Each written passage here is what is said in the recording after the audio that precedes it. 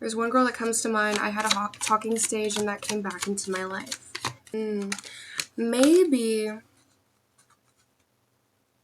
the thought of you actually liking someone really scares you. Or like if maybe it's just like a classic, like once your feelings start getting involved into the situation, that's when you back away. Because these cards just came out. So obsession. Let's say you admire someone, you have an adoration.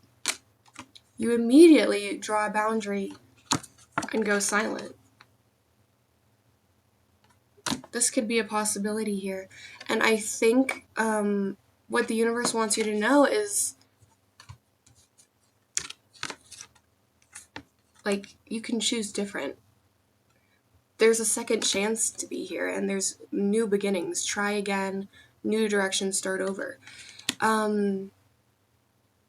The way that you have like written your life, your story, whatever, the way that things have gone doesn't mean that they're going to keep going. I mean, oh my god, these cards coming out are crazy right now. Running, ghosting. But we have a second chance for some intimacy. This card came out twice, and this card is very interesting because this card talks about karma, and it's about like what you give out into the world comes back to you. So, and this is also about like you've heard the saying, like the tighter you hold on to something, the quicker it slips through your hands. So in like spirituality terms, the more you resist something, the more it persists. So if you, in the past or whatever, you push away women, you push away relationships, this is something you want nothing to do with, it makes sense that a lot of women approach you because, you know, the more you resist something, the more the universe is going to want to bring that in for you. It is the time you have wasted on your rose that makes your rose so important.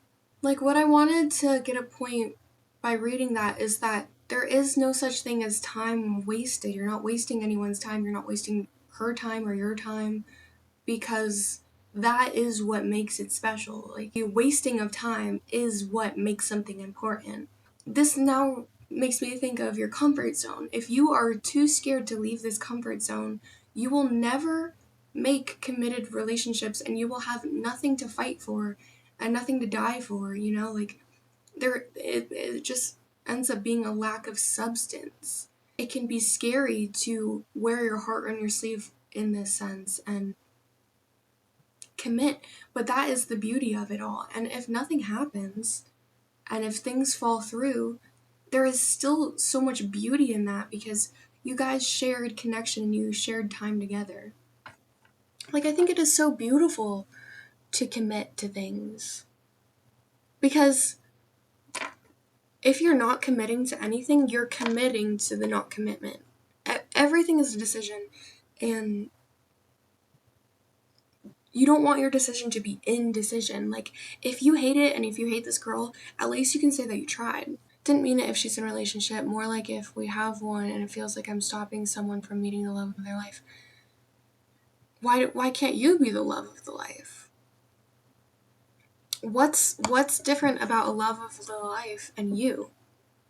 Where's that line drawn? Like, are you not good enough for that? Because people fall in love with stupid things. Like, you know, like people fall in love with OnlyFans models that they like give thousands of dollars to. People fall in love with the idea of a daydream of someone. People fall in love with crackheads on the street and abusive people and liars and stealers. Like, I'm curious what makes you think that you're not holding anyone back. You know what you're holding back? You are holding her back from meeting the love of her life by doing what you're doing. You are trying to be selfless, but you're actually being selfish. What if you are the love of her life? You are actively holding that back by thinking that there's better out there for her. People are rare to meet, and coincidences are rare to have happen. And I can count the amount of times I have met a guy that I'm like, I'm very interested in him, probably on 2 hands, maybe 1 hand. To have connection and to have chemistry with someone is sacred, and you should cherish that, and you should take it very seriously. It is not something to be like, oh, there's better fish out there in the sea. You are the fish, and this is the sea, and this is an opportunity that you should take seriously. I'm passionate about this. Love is so important. Love is literally like the most beautiful thing ever in this world, and we should never take it for granted. And this goes to every single one of you. If there is someone, you should always take the risk. You should always put your heart out there. Not to sound like a dickhead, but most of the time I don't feel the same level of love back. Do you think you give more than you receive? Or you receive more than you give? That was pretty awesome. Thanks. I think I receive more. That's exactly what I'm talking about with the Six of Pentacles. Because you don't want that, because your comfort zone is being the hermit and isolating yourself, the universe is going to keep sending you experiences. Why? Why is that? There's nothing wrong with that. Receive the love.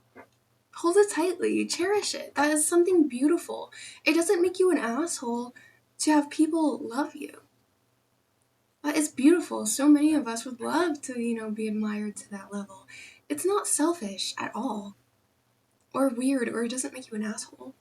Bathe in it, like, but also, I mean, you should give to this one girl, right?